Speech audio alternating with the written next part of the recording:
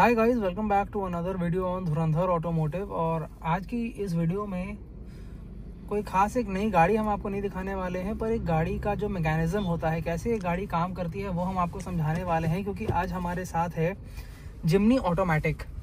ये एक ऐसी गाड़ी है जो अगर आप मार्केट में देख रहे होंगे, ये ज़्यादा पॉपुलर है ऑटोमेटिक वेरिएंट मैनुअल से।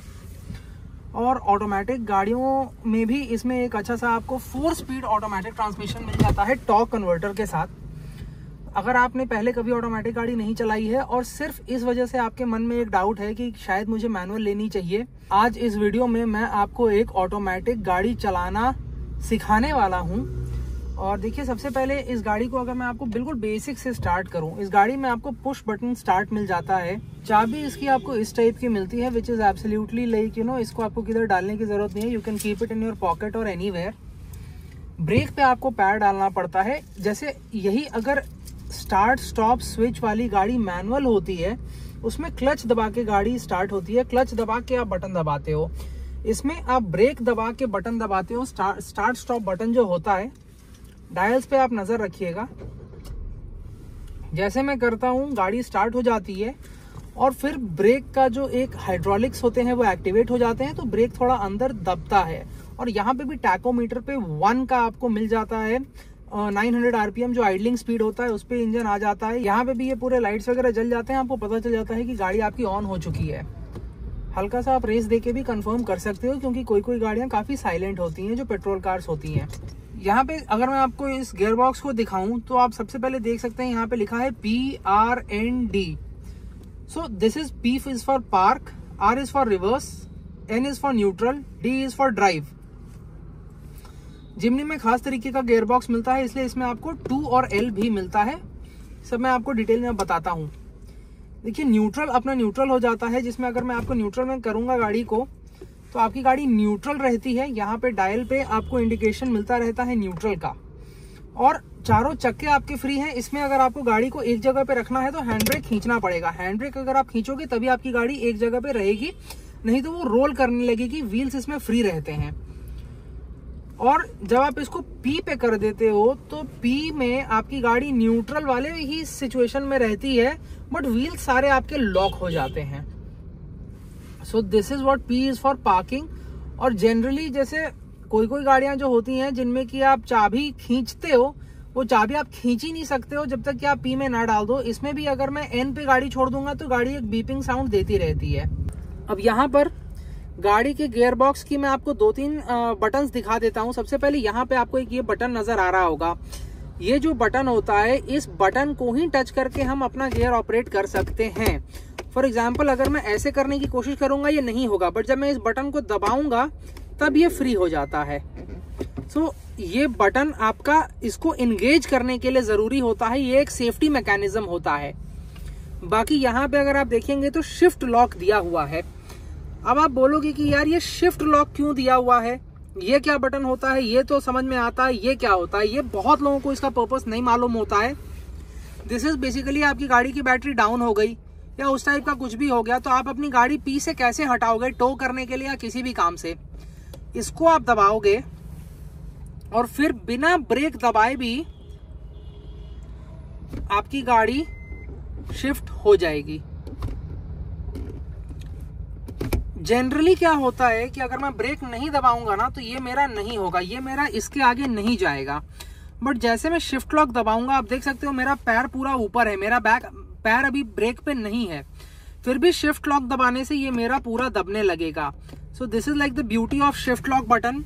अगर आपको इसका यूज नहीं मालूम था, अब आपको मालूम पड़ चुका है। मैं आपको यहाँ एक और चीज दिखाना चाहूंगा। जैसे मारुति की जो 4 स्पीड कार्स हैं या कोई कोई कार्स हैं, उसमें साइड में भी एक बटन होता है। This button stands for over drive. ये यहाँ से आप इसको अगर टच करोगे तो ये OD ऑफ का बन जाता है। अब मैं इसको टच करूंगा तो ये OD एक्टिवेटेड हो गया है। This is my top gear. Top gear के लिए ये बटन होता है। बाकी P हो गया। यहाँ पे मैं इसको दबा के अगर इस पे R पे लाता हूँ तो यहाँ पे मेरा रिवर्स कैमरा एक्टिवेट हो जाता है। This is R। फिर मैं N पे ले आता हूँ। N is neutral. इस पे अगर मैं रेस दूंगा तो गाड़ी रेस लेगी, बट ये चलेगी नहीं। फिर फाइनली मैं D पे ले आता हूँ और D में ला के अभी जैसे मेरा हैंड ब्रेक लगा हुआ है, जैसे मैं हैंड ब्रेक डाउन करूंगा, हैंड ब्रेक डाउन करके जैसे मैं बस ब्रेक पे से अपना पैर उठाऊंगा, तो क्रीप मोड बोलते हैं इसको, मेरी गाड़ी थोड़ी थोड़ी आगे बढ़ने लगेगी। उसके बाद अगर मुझे और ज्यादा एक्सेलरेट करना है तो मुझे थ्रॉटल देना पड़ेगा और फिर थ्रॉटल इनपुट के हिसाब से मेरी गाड़ी चलेगी। अब जैसे इस गाड़ी में 4 स्पीड ट्रांसमिशन हमें मिल जाता है, 4 गियर के बीच में गाड़ी अपने आप को, अगर मैं इस गाड़ी को चला रहा हूं डी मोड में, डी इज द मोड जहां पे 1 2 3 4 4 गियर अगर इस गाड़ी में है तो चारों के बीच में गाड़ी अपने आप को एडजस्ट करती रहेगी, totally depending on the condition. For example अगर अभी मैं क्रूज कर रहा हूँ नॉर्मली तो शायद ये 1st 2nd गियर पे होगी। आरपीएम देख के आपको समझ में आएगा कि आपकी गाड़ी किस गियर में चल रही है। बाकी इसमें ये भी हो जाता है कि अगर एक ऑटोमेटिक कार आप चला रहे हो जिसमें बहुत ज्यादा मैनुअल कंट्रोल्स नहीं है, उस केस में अगर आप ओवरटेक करना चाहते हो तो आपको क्या करना पड़ेगा। यूजुअली क्या होता है कि अगर आप थोड़ा ज्यादा थ्रॉटल प्रेस करो तो थ्रॉटल प्रेस करने से गाड़ी एक गियर डाउन कर लेती है। This is one way to do that. दूसरा तरीका ये होता है, जैसे मान लो कि आपने बहुत ज्यादा थ्रॉटल प्रेस करके रखा है और गाड़ी बहुत ज्यादा आरपीएम ले रही है, तब उसका एक तरीका होता है कि एक पैर अपना एक्सेलरेटर पर से 1 सेकंड के लिए उठा लो, तब वो गाड़ी के सेंसर को, उसका जो कंप्यूटर होता है उसको सिग्नल मिलता है कि अच्छा ठीक है गियर चेंज करने का टाइम आ चुका है, तब वो अगले गियर में चली जाती है। अब ये तो मैंने आपको बेसिक इसकी फंक्शनैलिटी समझा दी है। यहाँ पर एक चीज आपको बहुत ज्यादा ध्यान रखने की जरूरत है कि आप जब भी गियर लगाओ तो हमेशा ब्रेक पे टाइटली पैर रखना, क्योंकि पी के बाद हमेशा आर आता है फिर डी आता है। मान लो आपके पीछे कोई खड़ा है और अगर आप ज्यादा ध्यान नहीं देते हो तो गाड़ी जब आर में जाएगी तो हो सकता है हल्की सी उसे चोट लग जाए। अब यहाँ पर एक और चीज मैं आपको बताना चाहूंगा कि ये जब आप इस गियर बॉक्स पे फोकस करोगे तो गियर बॉक्स में आप बोलोगे कि चलो ठीक है पी आर एन डी, ये 4 तो आप समझ चुके हो, बट जो 2 और एल है, व्हाट डज दिस डू। जैसे कि हम जानते हैं जिमनी में ये छोटा सा एक गियर मिलता है, ये एक ऑफ रोड वाली गाड़ी है, तो इसमें ये अगर मैं एल में डालूंगा ना गाड़ी को तो ये 1st गियर होता है, ये 1st गियर में रखता है गाड़ी को, और अगर मैं 2 में कर देता हूं तो ये मेरी गाड़ी को 1st और 2nd के बीच में रखता है। सो this is pretty much it guys. बहुत सरल शब्दों में मैंने समझाने की कोशिश की है, क्योंकि देखो ऑटोमेटिक का जमाना है, लोग ऑटोमेटिक गाड़ियों की तरफ जा रहे हैं। जैसे जिमनी लॉन्च हुई है, बहुत लोगों को ऑटोमेटिक गाड़ियां ही पसंद आती हैं।